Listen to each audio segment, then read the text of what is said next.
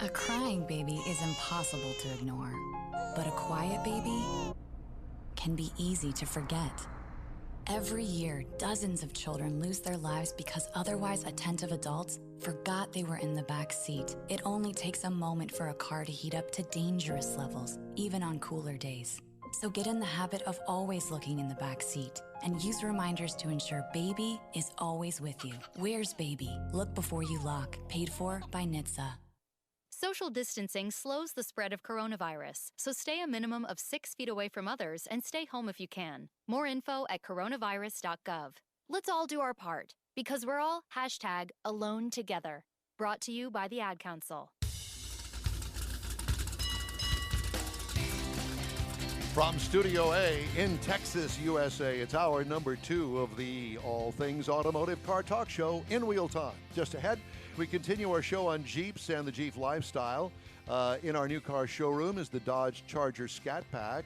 We'll take you for a ride in that. And later, our Ram Tracks feature, along with the stories making automotive news headlines. That and more just ahead, and this segment of the In Wheel Time Car Show, along with Mike Out of This World Mars down there, who's always in trouble. King Conrad along there, he is trouble. I'm Don Armstrong, and I defined the word trouble. Just saying. At least you could find something. Mars couldn't find his wallet. Yeah, and he was kicking it down the street last we saw. Oh. I'm not saying nothing else. It's so bad. I know. So we're going to continue our discussion with the Jeep lifestyle, because that's really what it is. So Mr. Mars is lined up for us. A couple of folks. One is Norma Jessup with the Jeep Four-Wheel Adventures, and Randy Sanderlin with the Skyline Jeep Club. How you guys doing? Yay, Hey, great. Doing great. Now, Glad to be these are here. Jeep people, as you can tell. Look, we've even got Jeeps behind us. Great background. And a great background with the city of Houston covered in dust today. So don't wash the Jeep today. Wait till the dust goes away. But Norma and Randy, it's great to see you guys. So let's start with Norma, ladies first, and talk about the Jeep Four-Wheel Adventures group. So tell me a little bit about it, and where can we find you? What do you guys do? It's all yours. Well, we are, of course, local to Houston. We've started our group. We started our follow page first because we decided to go to Colorado, and Colorado was so vastly beautiful that we started sharing our photos. The best way to share those photos was to start a page, so people could follow us.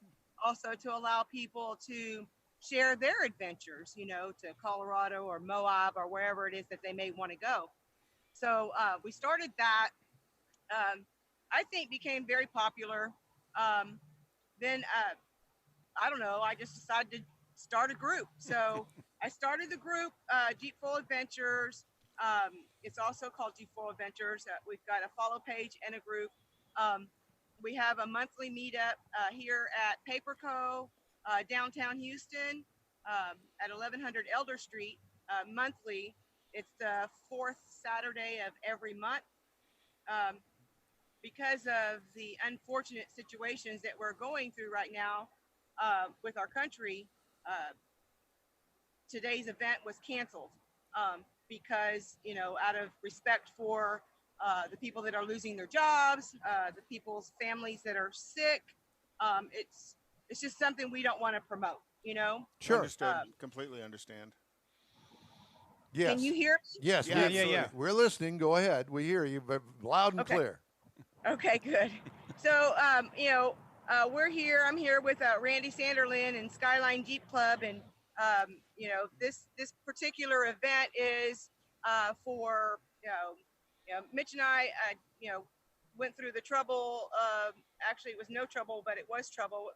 3 months into finding the perfect spot where we can actually fit a numerous amount of Jeeps and have a Jeep meetup monthly that everybody would appreciate it.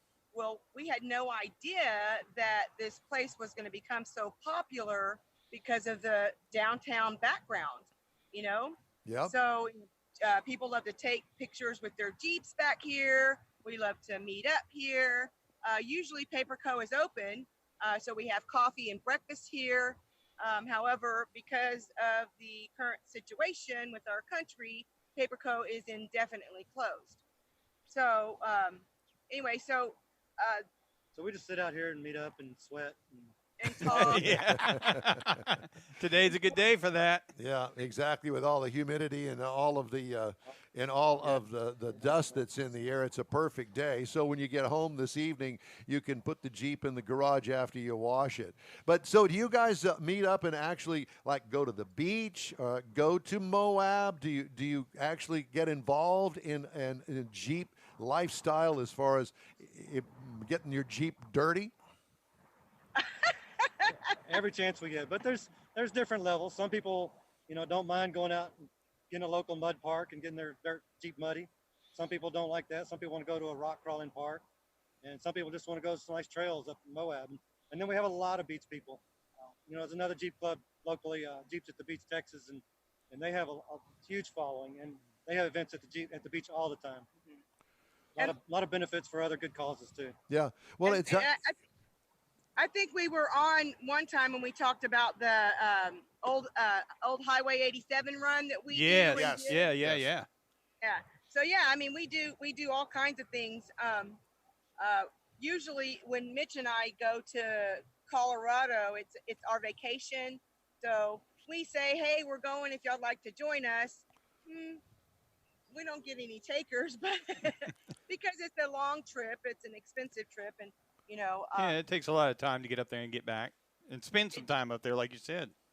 exactly, and it has to be perfect timing for everyone. If you want to know the truth, we go every year at a particular time. This year we won't be going just because of the current situation, but and we're going to miss it. So I'm looking at as many pictures as I can, joining Colorado Jeep Club group so I can see what's going on up there. So, Norma, I have to ask you, for those that are thinking about getting into the whole Jeep Wrangler thing, the whole lifestyle to own one, I've got a friend of mine that doesn't even take the top off of hers. I've been encouraging her. How would you get somebody involved in the Jeep lifestyle? Because you got to start somewhere. And so how does that happen? I mean, do you call you guys to reach you on Facebook? How does that happen? Well, I'll be real honest. When I meet people, a lot of just going to the grocery store and them seeing my Jeep, they ask me about it, and I tell them that it's the best thing that ever happened to me. It's literally changed my life. But the best way to really get into the lifestyle is join the meetup groups. Right. There's several all over town, depending on what part of town you're living in. Join the groups, go out, see the different kind of Jeeps, see the different kind of people. We make lifelong friends. I've been doing this for about 5 years, and I love seeing when I get to introduce people, and then I see them a year or two later, and they're still friends, and they're still hanging out besides the meetups. So it's a great lifestyle. It's a great bunch of friends. There's always something to do in some way or another. And you get to watch your friends' Jeep evolve over a period of time as they do the modifications to it as well. Absolutely. Yeah, some of that turns into jealousy a little bit, but we still watch. Yeah. 1 ton versus 40. Right, exactly. I can only imagine. I mean, I always revert back to the days that I was in a car club, and it's so much fun, and met lifelong friends that are still friends of mine today, 35 years later, and we're still in touch. And so it is a lifestyle. And, I think that people can be a little leery about joining a club. Well, I don't have a lot of time to devote to a club. Well, you can devote as much time as you want. You don't have to sign up for the monthly meetings. If you can't go one month, it's no big deal. Hey, I'm not coming this month because whatever. If you're not feeling well, you don't show up. Okay, that's fine. It's not one of those kind of mandatory things, Right. That like paying club dues or something like that. It's not. It's that supposed way. to be fun. Yeah, that's what it's all about. It's the freedom that you feel when you get in your Jeep. I don't know that I've ever gotten into my Jeep without, after getting in, a big smile just comes over me. You don't have to join a club. You don't, if you get a Jeep, you feel it. You feel the freedom. I would never have imagined myself going to Colorado, ever. It happened after I got my Jeep. Yeah. So So, I guess the question is that is it okay for somebody that has a Jeep that they're really not sure about joining a club, but they would like to give it a shot and see what it's all about? You don't have to join the club or the group to go on a beach meetup or something like that. You come and see what you think about it. absolutely. Exactly. That's one of the reasons Skyline is just a like and follow page. Just you click on the page. You don't have to answer any questions. You don't have to do anything. Just like and follow it. I've had people get on there and say, "Man, after watching you guys, I had to go get me a Jeep." Just Right. tag along. There's always an event going somewhere. So no matter where you live, you can hook up with other ones. And even if you have a new Jeep that's not modified like some of the ones behind us, and we still welcome you in and give you some pointers and don't try this and try this. And, Yeah, because you can give them your experience with the modification range that they can do. Depends on what they want. Are they looking for performance? Or are they looking for the visuals of the car? And coach them on where your whole group has been on doing some of those things. Exactly true. Yeah. And we encourage them to come to meetups for that very purpose. You get to look at a Jeep, and a lot of people ask questions. Well, what bumper should I get, or what tires should I get? Well, come out to a meetup, check out something because we don't know their preferences, we don't know what they really like, but come out and look at something, and you'll see something, and then the owner of the Jeep will be able to tell you, well, that's this. Oh, well, I really like that. Where did you get it from? So that's one of the purposes for the monthly meetups, is to meet new people and to and allow them to see the Jeeps, see what people have on their Jeeps, and modify their own to the way they want it to be modified. Right. Yeah, and you don't have to have a new one. You could buy a used one, an old one. Yeah. And not only that, it's also, when you're in a group, it's a good a resource, shall I say. If you've got a problem with the Jeep, if you want to know what manufacturer made the bumper, where'd you get the wheels, how do you think of the tires, it is a huge resource. Even get some help from some of the fellow members in the club to help you make some of those modifications. Yeah, exactly. Absolutely. Yeah, I think like we told you last time, we did do the wrenching parties at somebody's house. We'll get together and do some wrenching. I don't know if we lost you guys. No. We're still here. We're still here. We lost the camera. But okay. we've got you. You're fine. You're fine. Okay. Well, we still do the wrenching parties. We'll get together and somebody might want to put a new bumper on or do some running boards or whatever. We all get together and help him out. And then, like you said, when something goes wrong, because Jeep is a quirky little vehicle, little things go wrong that nobody knows how to fix. So it's good to be in a club that, hey, what did you do when you had this problem? And you'd be surprised. Somebody's had that problem somewhere along the way. Absolutely. Yeah. So give us your best Jeep wave. We know all the Jeep folks wave to each other as they're going down the road. Looks back here. Sitting there waiting for it to finish. Well, it's great to see you guys. Thank you so much for putting your little Jeep bunch together back there with Very Houston much. in the background. We know that it took a little effort on y'all's part, and we really appreciate it. It's great to see you, and hopefully we'll see you in person soon. Be sure and invite us to the next event. Absolutely. Wow, absolutely, yeah. Fourth Saturday of every month here, and We'll rain see. or shine. All right. Well, Thanks for having us on again. all right. Well, we really appreciate it. Thanks so much, and we'll talk to you guys again soon. Norma Jessup with the Jeep Four Wheel Adventures Bunch, and Randy Sanderlin with the Skyline Jeep Club. We talk about all of these fine folks, and they've been actually longtime friends of ours. We don't see each other very often, and most of the time it's more along the lines of interviews like this that we actually run into them, see them, we talk about the Jeep lifestyle. But that's the way this whole thing with the Jeep Wranglers works.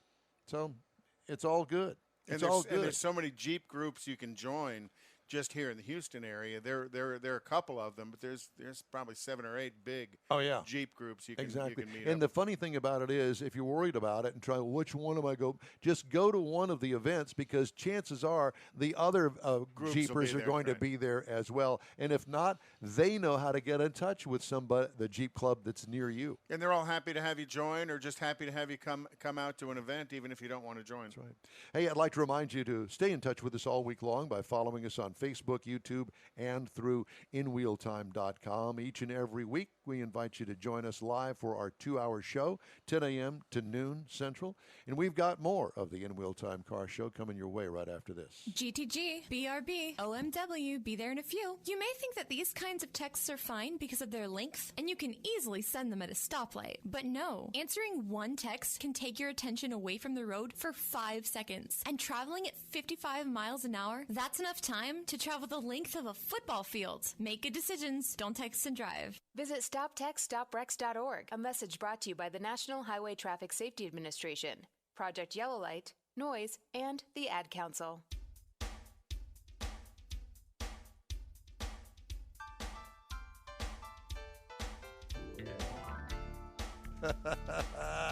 Welcome back to Houston's most in-depth car show, In Wheel Time, streaming on YouTube, Facebook, and on InWheelTime.com. Podcasts of the show available on Apple Podcasts, Spotify, Stitcher Radio, iHeart Podcast, TuneIn, Google Podcast, and Podcast Addict. It's all way too much. I can't keep up with all of it. But I can tell you that who is prepared right now, that man in the green shirt over there, Mr. Michael Mars, has a review of and we're all jealous, the Dodge Scat Pack. This is the 2020 Dodge Charger RT Scat Pack Plus. Scat Pack. Scat Pack. Who did this writing? Anyway, what we're really talking about is we're talking about the large, full-size family sedan. It's a rear-wheel drive vehicle. And the one that we had, it came in this bright, gimme-a-ticket red with this bold, broad, that's perfect for you. Black carbon fiber dual striping down it that just really looked awesome because it matched. Hey, police, here I am. Come and get me. I write a ticket. I call it pull me over red. That's right. Same thing. I mean, it was just this gorgeous combination of black and red. When you throw in the red Brembo brake calipers and the wheels, and it was a perfect match, and it goes well with this sleek profile that absolutely has a nod to the 68 to 70 model Dodge Chargers in the fact that long sloping hood and the short on the trunk back end, the deck lid's what I'm trying to think of. Thank you. Up front, we found that we had the automatic high beams with the front with rain sensing wipers, and we had the wide body package on it. So we had the body colored fender flares on it that weigh around, so that's what allowed the 20 by 11 inch wheels, 11 inches wide wheels, to be totally tucked underneath on this thing. It needs the big meaties for the motor. And this is the Devil Rim aluminum wheels is what this was called. Yeah, that's great. And like I say, you put the bright red Brembo brakes right behind it with the 6-piston calipers, so it was the big size, easy to see. We had all kinds of things like the automatic adjust side mirrors. When you put it in reverse, it automatically adjusts for you to go back, rain-sensing wipers, just a lot of nice things on the outside on that profile.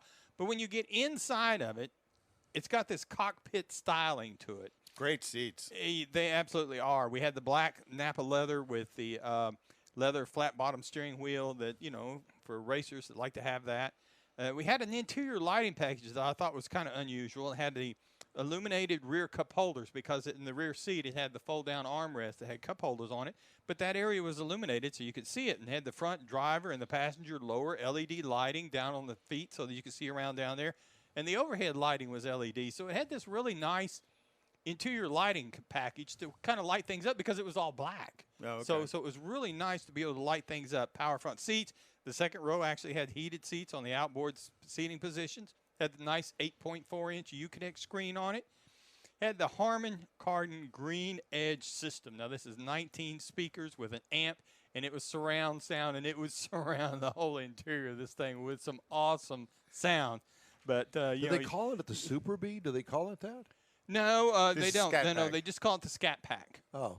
But it looks like But it it's had got the the Super Bee logo emblem. on it. Yeah, but it's that Scat Pack was a whole grouping of vehicles back then. Like the Super Bee was one of them. Oh, okay. So the standard engine in the Charger is a 3.6-liter V6 with the 290 or 300 horsepower, Nobody depending on cares how you get about that. it. But we had the 6.4-liter V8, 485 horsepower, 475 pound-feet of torque, 8-speed automatic with the anti-spin rear differential. Can you get a manual transmission with this? No, sir. You cannot. Nope. But it's go to jail fast. Oh, it is go to jail fast. 0 to 60 in 4.3 seconds, 12.4 ET off the factory showroom floor. Did you use the performance pages? I did not. I'm serious. I did not. No, Now, he didn't want to. He wanted to melt the rubber off the back. Let me Hello, Kimberly Schultz. Listen, I've got a real problem with the press fleet car over here. Something happened to the rubber on the rear end. It was that way when I got it, and all this research. But I do want to say that the EPA says you should be looking for 15 miles per gallon in the city, 24 out on the highway for a combined of 18 in this vehicle. Now, the week I had it, we did get 22.5.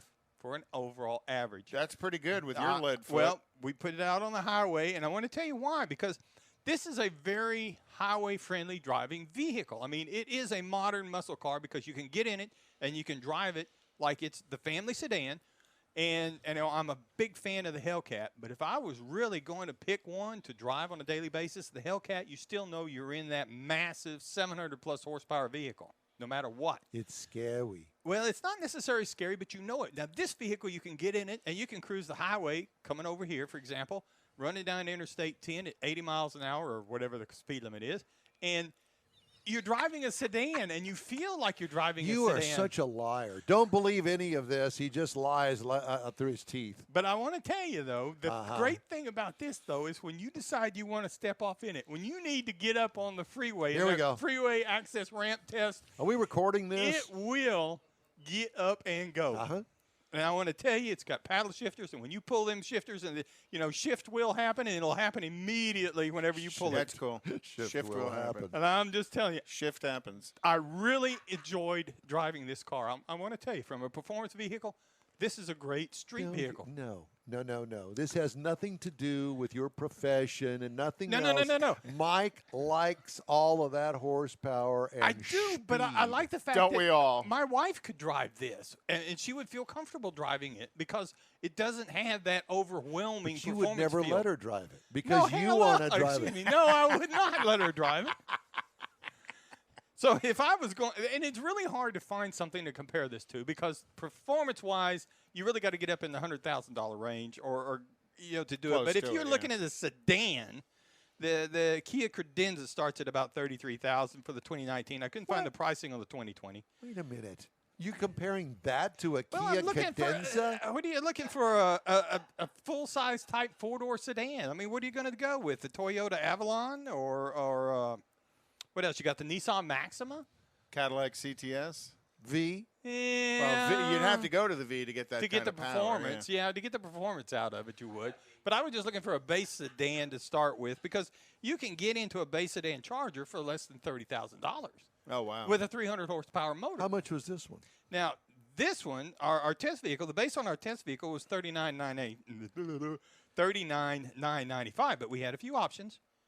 And that pushed it up to $57,000. Oh, my God. A few options. But that's not bad considering what that car is. Well, because the wide body and everything else that you put on it, some of this stuff you wouldn't necessarily need to get the true performance. This thing is loaded. If you're talking about 11-inch wide wheels, so you got some serious meat under it. Can you get the 392 without the wide body kit? Yes, because the wide body is an option that was added on to this. And how much was that option? Do you know? Let's see. The Scat Pack, that was the seats. Wide body was $6,000. I could do so it. You could break this down to 51,000. I'm just going to say I could get some skinnier tires and light them up quicker. Yeah, but you go from four piston brakes to 6-piston brakes. You're talking about the tires, the wheels, the suspension. I mean, there's a lot of things that go into that. All I want is the motor.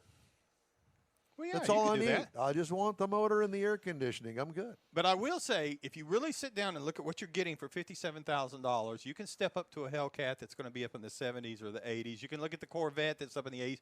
From a value package for a muscle machine, a modern muscle machine, this is the kind of vehicle you really need to look at. We've got the events calendar coming up right after a very quick break, so you just stay right there.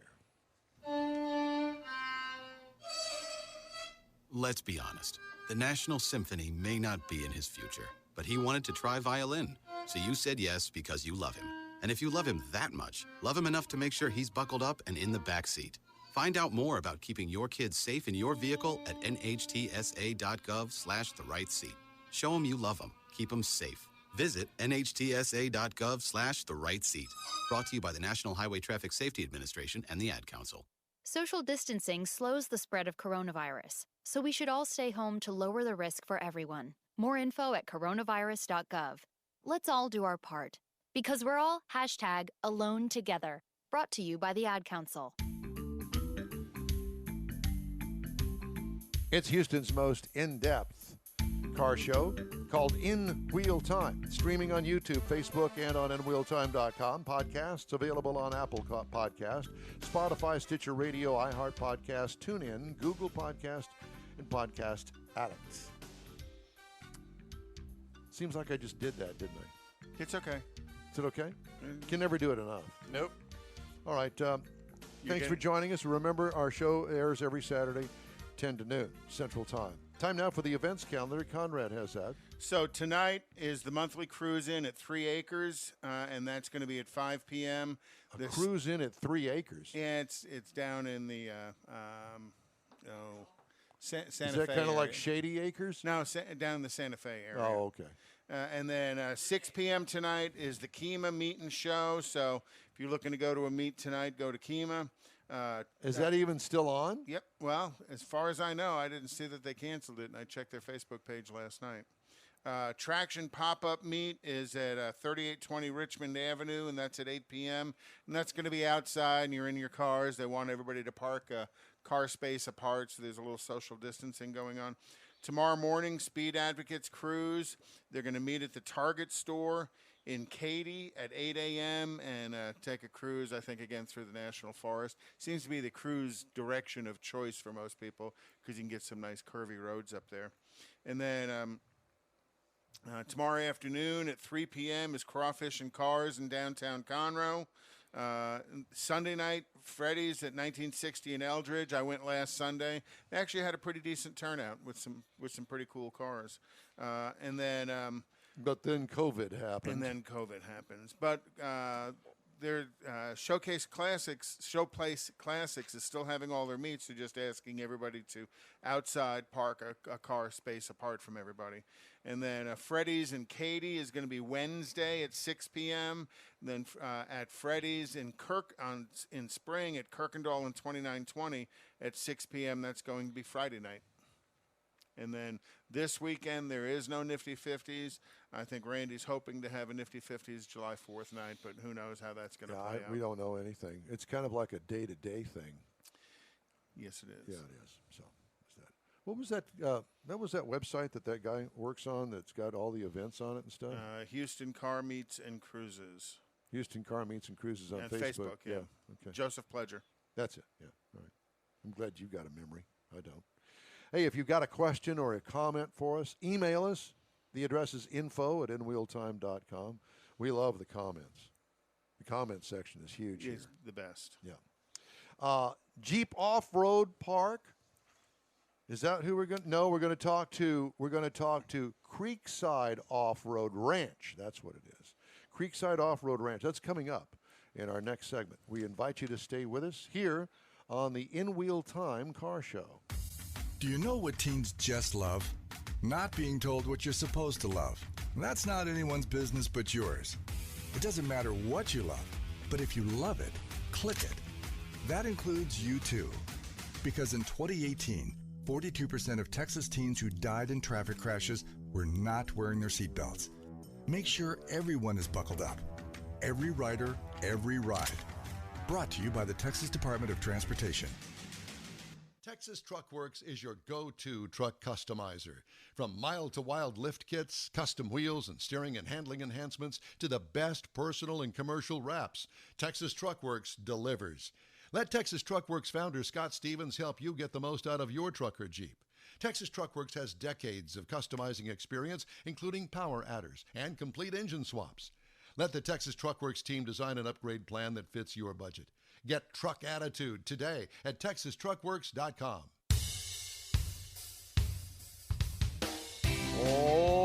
Ladies and gentlemen, start your engines. It's the In Wheel Time Weekly award-winning live car talk show. Just ahead, we are hoping to get a hold of Cole Bishop to talk about a fun place to take your Jeep off-roading. It's close by. We're also going to have our Ram Tracks feature, Conrad's Car Clinic, today's auto news, bunch of other stuff, jibber jabber, along with Mike Out of This World Mars down there on his cell phone trying to get a hold of Cole. King Conrad DeLong doing something on his computer. I'm Don Armstrong fiddling around over here on your Saturday. So thanks again for joining us. And while we wait for Cole Bishop, I had a little thing that I wanted to kind of share with everybody that I thought was pretty interesting. Dodge, Mars just did a Dodge review.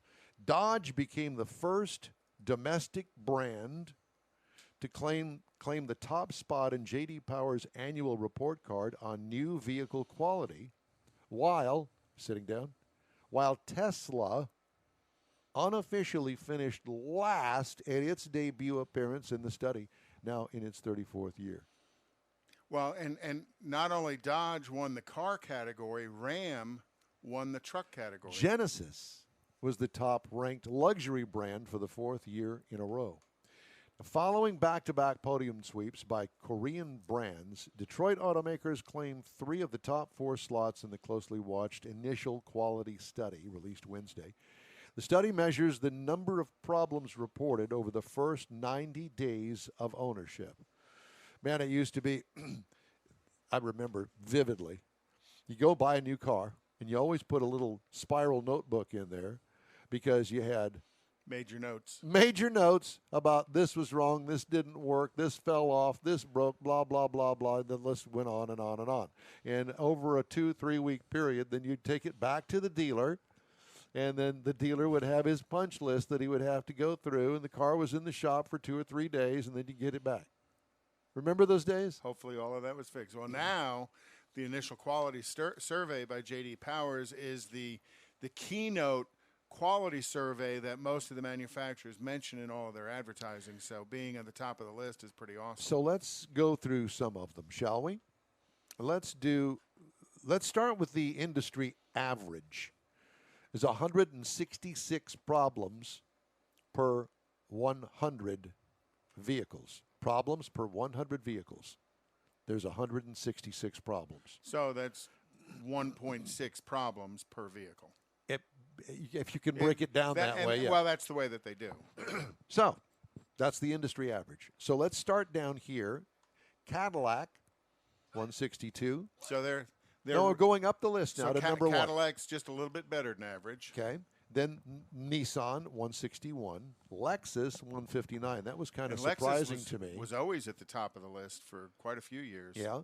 Then there's Jeep, which is pretty awesome considering. Right, at number 11. Number 10 is Hyundai. Number 9 is Volkswagen. Number 8 is GMC. Number 7 is Buick. Now, these are manufacturers across the globe, all the manufacturers. And Buick had been in or about the top there for a few years as well. Oh, yeah. Then, are you ready for this? Yes. Number 6, Mitsubishi. Ugh. You've got to be kidding me. No comment. Genesis, 5. And Genesis at number 5 won the luxury category. Right. Ram, number 4. Well, Ram was tied for number 4. No, not on this one. Okay. Ram is not tied. So number 4 is Ram. Number 3 is Chevrolet. Now, understand that this is all across their entire makeup of cars. Right. Cars and trucks. Kia was number 2. It was tied with Dodge for number 1. Dodge was 1, Kia 2. And that's a testament to the Dodge and the FCA crew to have all 3 of their major brands in the top. At the bottom of the list, with the most problems was Tesla. With what was their number? 250. So it's 2.5 problems per 100 car per car. And then you were coming back up the list now. Land Rover, Audi, Volvo, Mercedes-Benz. Ooh, ouch. Those are all expensive cars. Jaguar. We're still at the expensive car level. So I don't want to get into the rest of it. But at any rate, they cited widely praised technology such as Fiat Chrysler Automobiles Uconnect infotainment system. Well, you guys brag about Uconnect all the time as being the best one out there. But the infotainment systems are one of the systems that drive customer dissatisfaction. That's correct. Quite high in the J.D. Power survey. Actually, it is actually the number one thing. And the number one thing within that is voice recognition. Huh? Uh-huh. Voice recognition. Tesla. Who would have thunk?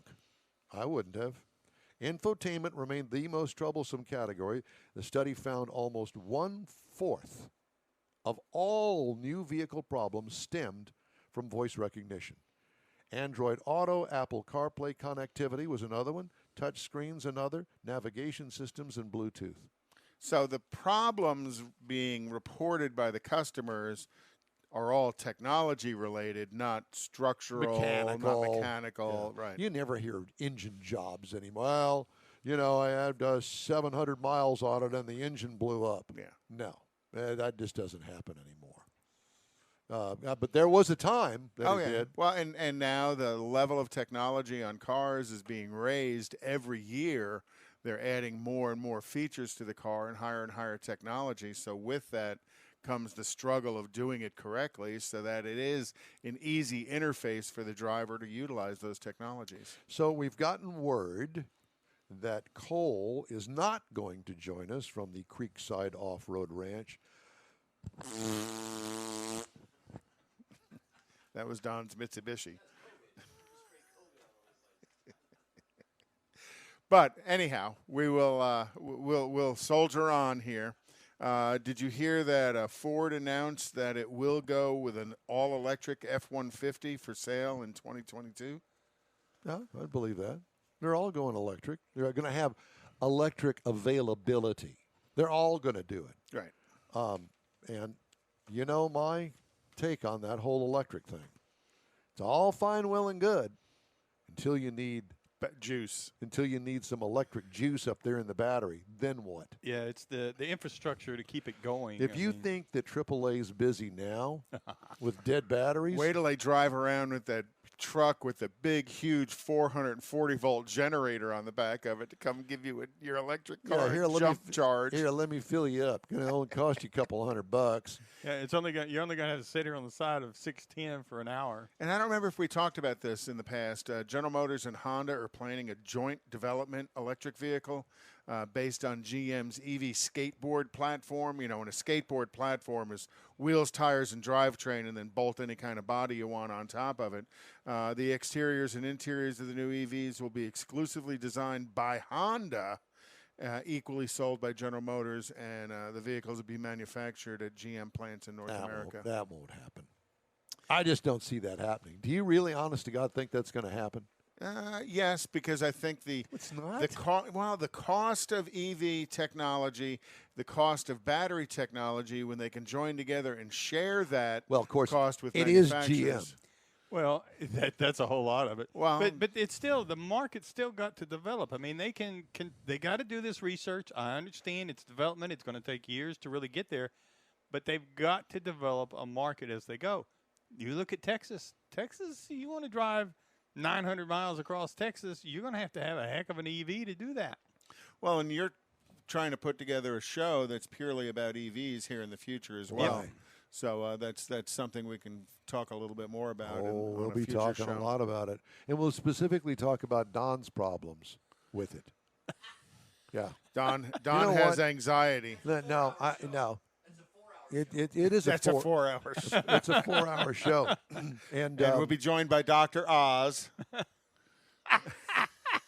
Right. Because of the rash that I have that I break out with every time I get an EV. I'm going to figure out how. Let's see. That rash, all that's caused by EV anxiety. Maybe we can get Dr. McInville to join us.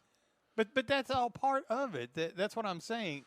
it's not just you. You know, I have to tell you, I received a press release this week of some, PR firm touting the fact that their charging company, whatever it was, I don't know whether you got this or not, their charging company now has 2 routes that go from the East Coast all the way to the West Coast, and you don't have, they got their chargers all the way. I cannot even begin to imagine driving coast to coast in an electric car. No, and electric cars really weren't designed to do that. Well, my opinion is they weren't. All I can think I of agree is with that you, but there that's needs where to be a subsidy for motel rooms along the way, because it's going to take you 5 days to get there, because you're going to have to stop every 10 minutes to charge the car. Well, remember, Tesla's working on what I call the battery cartridge, so that you can unplug when you pull in, you can unplug the battery cartridge, remove it from the vehicle. They'll slide another battery cartridge in and send you on the way. And about the time it takes your vehicle to fill up with gasoline. There was also a story this week that I received that there is some manufacturer now that is working on technology for taxi cabs in some other place on Earth, that if you want to buy the fleet of vehicles, they will come and install a no plug-in charger. So you just drive the taxi over this big charger, and it somehow magically charges, kind of like a cell phone, that you put the cell phone in your center console. Do you have to get out of the car? No, you don't even have to get out of the car. I think I'd get out of your butt. I would get out of the car. There would be no way. And there's people like Zekin over here has got his pacemaker and all. You're going to go, okay, well, Jeff was with us before he drove on to the charging pad, but he's no longer with us. It's a Frankenstein kind of thing. Okay, well, good luck with that. Well, yeah, but that's my point. The PR people, the marketing people, they're trying to make it like this is everyday driving. That you can drive these EVs just like you drive anything else, and you can't. Now, you can do your 20-mile commute. You can do a 40-mile commute. Mm-hmm. I can't drive it from Beaumont to Houston and back. I mean, I can't make that. I tried. BMW thing. Yeah, but I mean, to me, I understand the vehicle's got a purpose, and I'm okay with that. But sitting here saying, "Oh, now you can go across the country from New York to L.A." So you make if you put it on a train. Yeah. Well, but that's the thing between pure EV and hybrid. When you look at a Toyota Prius, I'll take the hybrid. It's a hybrid. There's a gas motor that either propels the vehicle or drives a generator, and the vehicle is propelled by the electric motors. Sure. Now I think propelled. I think propelled. Propelled was the correct term. But it's you just can't.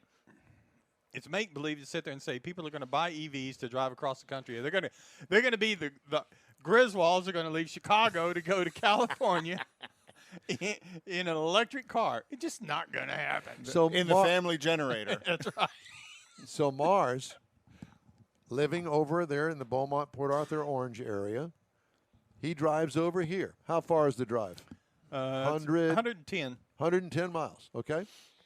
So at the most, when the car's all charged up and you feather the throttle and you don't get crazy with it, maybe 200 Yeah, I was miles. Going to say maybe. That's about what they talk. But so that's he driving comes. soft So he in comes general. over here, gets here at 8:00 in the morning. We do the 2-hour show from 10 to noon here. Plugs it into Plugs house. it into the house, and it says, "Oh, well, you just gained an extra 5 miles. You're going to have to keep it plugged in until Sunday night at 10 o'clock. It's a long extension cord on 110 volts. Mm-hmm. Yeah, that's not happening. Honey, I'll be home in a week. I got to go do the show. This is Texas. This is not New York City. Well, that's what I'm saying. We're not all jam-packed in here. Well, it takes 2 hours to go from one side of the town to the other almost. Well, and that goes to when GM released the Bolt, which you did the car review on last week. That was only released in the California markets and the New York markets because they knew it was all just a commuter car. And that's exactly what it needs to be. It needs to be understood. But, again, when the PR guys and the marketing guys come out and say, "Oh, you can drive cross country in this EV," it's an illusion that they're trying to use to sell to justify buying the car. Where and it is the doesn't stop exist. button? Yeah, I dealt with PR guys and marketing guys when I was an engineer with General Motors. And believe me, they don't know what the heck they're talking about, but boy, they can sure talk fast. And you still are. Yes, I am. Mm-hmm. All righty. All right. Shall we move on now? Yeah, because I'm fixing to get stirred up. You are stirred up.